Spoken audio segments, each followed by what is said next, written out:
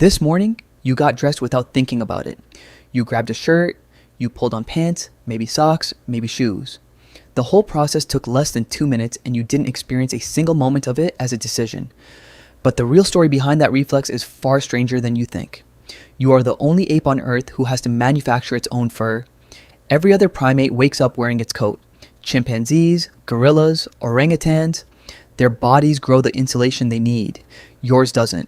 Somewhere in your evolutionary past, your ancestors lost almost all of their body hair, and no one fully agrees on why. Some researchers point to heat.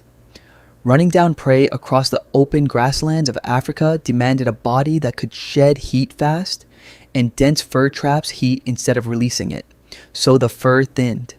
In its place came something almost as strange: several million sweat glands, spread across nearly every inch of bare skin, turning the human body into the most efficient cooling system in the animal kingdom. Not bad, right? Compare that to a chimpanzee, which still cools down mostly by panting instead of sweating. That trade paid off in Africa, but it came with a hidden cost. Bare skin loses heat almost as fast as it sheds it, and your ancestors didn't stay in Africa. They walked north into landscapes that dropped below freezing for months at a time, into Ice Age Europe, into the frozen plains of Siberia. A hairless, sweat-cooled body has no business surviving there, and yet it did. So what protected it? Here's where the story gets tricky. The oldest surviving physical evidence of clothing-making tools is roughly 50,000 years old. But some genetic estimates push the true origin of clothing back much further, closer to 170,000 years ago. So, which timeline is right? That gap doesn't mean clothing suddenly appeared later than the tools suggest. It means the earliest garments were made from materials and methods that simply didn't survive long enough to be found. The genes remember what the ground could not. That genetic evidence comes from an unlikely source: lice. Head lice have lived on human scalps for millions of years, clinging to hair, laying eggs close to warm skin. But there's another kind of louse, nearly identical, that doesn't live in hair at all. What could explain that? It lives in clothing. Body lice cling to fabric and fibers, only visiting skin to feed. For that second louse to exist as its own separate species, something had to change first. Humans had to start wearing a permanent second layer that could function as a habitat. In 2003, biologist Mark Stoneking and his colleagues compared the DNA of both parasites to calculate how long ago they split apart. Their answer: somewhere around 170,000 years ago. Give or take, that's when clothing stopped being occasional and became permanent. Notice what that timeline does? Coincidence? It lines up closely with the coldest stretches of the Ice Age and with the early migrations of humans out of Africa into far colder regions. Clothing wasn't a lifestyle choice. It was the technology that made the migration possible in the first place. And that migration wasn't a single event. Earth's climate lurched between brutal glacial periods and brief warm spells for over 100,000 years, again and again, and every one of those cold plunges pressed the same question onto every human population caught in it: adapt the body or invent something to wear. Humans kept choosing the second option. So why did clothing appear at all? For a long time, researchers were split into two camps. One camp argued for something purely practical. Bodies without fur needed a substitute, so clothing was simply insulation, nothing more. A second camp pushed back with something more provocative. They argued the earliest coverings were never just about temperature. They were about signaling, broadcasting maturity, status, group membership, even availability as a mate to every other human nearby. Warmth, in this view, was almost a side effect. Most researchers today don't treat this as an either-or question. The two pressures likely reinforced each other from the very start, each one accelerating the other. Evidence for that second motive shows up almost immediately. Archaeologists have found pierced shell beads in Blombos Cave in South Africa, dating back close to 75,000 years, strung together long before anyone needed them to survive a winter. Red ochre pigment shows up on human remains and tools across multiple continents, tens of thousands of years old, likely used to color skin and clothing alike. This wasn't insulation, this was identity. Why would a species facing daily survival pressure spend precious time decorating a garment instead of just wearing it? Because the moment you cover the body, you create a new surface for meaning. No other animal does this. Think about it. A wolf's coat tells you its species, maybe its health, but does it tell you its religion, its rank, or its mood? Human clothing does all three, and it has from almost the very beginning. Once bodies were covered, coverings became a canvas, and humans used that canvas to mark hierarchy, belief, and belonging almost as fast as they used it to stay warm. A single strip of dyed hide could mark one of your ancestors as a hunter who had proven their skill. A different pattern could mark someone as an outsider or as kin. No fur pattern on any other animal works quite like that because no other animal chooses its own markings. For a long stretch of prehistory, that clothing stayed simple. Hides were draped, wrapped, tied. Effective, but crude, and full of gaps where wind and cold could sneak through. Then came a shift that changed everything. Tailoring. Instead of wrapping a hide around the body, someone learned to cut it and stitch it to the body's actual shape. That required a tool that seems almost too delicate to survive 50,000 years, and yet it did.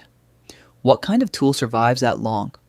Thin bone needles, eyed just like a modern sewing needle, have been recovered from Siberian caves and dated to roughly that age. A needle that fine implies thread. It implies fitted sleeves, closed seams, hoods that actually seal in warmth. Tailored clothing traps far more heat than a draped hide ever could. And some researchers argue this single invention is what allowed humans to push deeper into the coldest, most hostile environments on the planet. And here's where the story gets stranger still. Modern humans were not the only ones doing this. In a cave in southwestern France, archaeologist Marie Soresi and her team uncovered smooth, polished bone tools called lissoirs, used specifically for softening and waterproofing animal hide. They were found in layers dated to roughly 50,000 years ago, in a site with no evidence that modern humans had arrived yet. The toolmakers were Neanderthals. Neanderthals tailoring their own clothes. That same Siberian cave that produced the ancient needle, Denisova cave, is where an entirely different branch of extinct humans, the Denisovans, once lived, and genetic evidence increasingly suggests they were making and wearing tailored garments too. If three separate branches of the human family tree arrived at the same invention independently, maybe clothing was never really an invention at all. Maybe it was closer to an inevitability, the one technology any hairless, freezing creature was always going to need. So why did modern humans survive, spread, and eventually dominate the planet, while Neanderthals and Denisovans vanished? Clothing alone doesn't answer that, but it does reveal something important about what makes humans different from every other species that has ever faced a cold snap. Animals adapt to climate change over thousands of generations through slow genetic drift. Fur gets thicker, bodies get smaller and rounder to hold heat. That process takes millennia and it only moves in one direction at a time. Humans found a shortcut. Instead of waiting for their bodies to evolve a coat, they built one, wore it, adjusted it, and passed the idea on instantly through teaching instead of genetics. Clothing turned biological evolution into cultural evolution. It let a hairless, sweat-cooled ape colonize nearly every climate on Earth, from the equator to the Arctic Circle, without changing its body at all. Archaeologist Ian Gilligan, who has spent years studying the deep history of clothing, argues that this shift happened in stages tied directly to the planet's own climate cycles. As ice age glaciers advanced and retreated again and again, each new cold peak pushed clothing technology one step further. Simple draped hides gave way to tailored, fitted garments. What could possibly replace hide entirely? Fitted garments eventually gave way to something else entirely, cloth woven from plant fibers rather than cut from animal skin. That transition might sound like a small technical footnote, but the evidence for it is remarkable.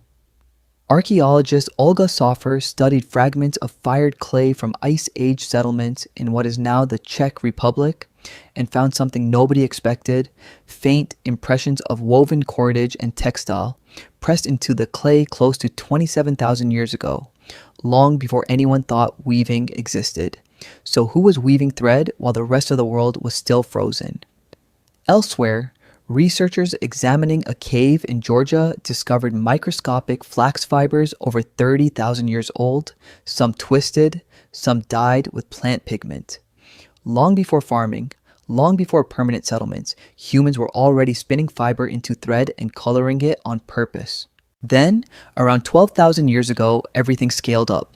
The Neolithic agricultural revolution didn't just give humans crops and livestock, it gave them flax fields to harvest and sheep to shear on demand, instead of relying on whatever hide a single hunt happened to provide. Textile production stopped being occasional and became organized, almost industrial. Different garments emerged for different jobs, different seasons, different social roles. Could a stranger size up your rank just by glancing at your clothes? A farmer's wardrobe looked different from a commoner's woven cloth looked different from the dyed, decorated fabric of someone with power. Textiles quickly became one of the ancient world's most valuable traded goods, moving along trade routes long before coins existed. Owning the right fabric could say as much about a person's wealth as owning land. The specialized wardrobe, the very idea that a single person might own multiple outfits for multiple purposes, was born in that agricultural shift, and it never went away. Which brings the story back to this morning, standing in front of your own closet. How many outfits do you actually own for one single body? You probably didn't think of it this way, but you own gym clothes and work clothes and clothes for going out. Clothes that signal effort and clothes that signal rest. Clothes that quietly announce status the same way a strand of Blombos cave shell beads once did 75,000 years ago. The impulse is identical, only the fabric has changed. Every other animal on this planet is handed its climate solution at birth, encoded permanently into fur, feathers, or blubber. You weren't. You were born naked, sweating, and completely unequipped for a cold world, and your species solved that problem not with biology, but with imagination, needles, and thread. Tonight, you'll get undressed without thinking about it, the same way you got dressed this morning, but now you know what that motion really is. You're not just folding fabric over a chair, you're setting down the oldest, strangest, most successful survival tool your species has ever built. So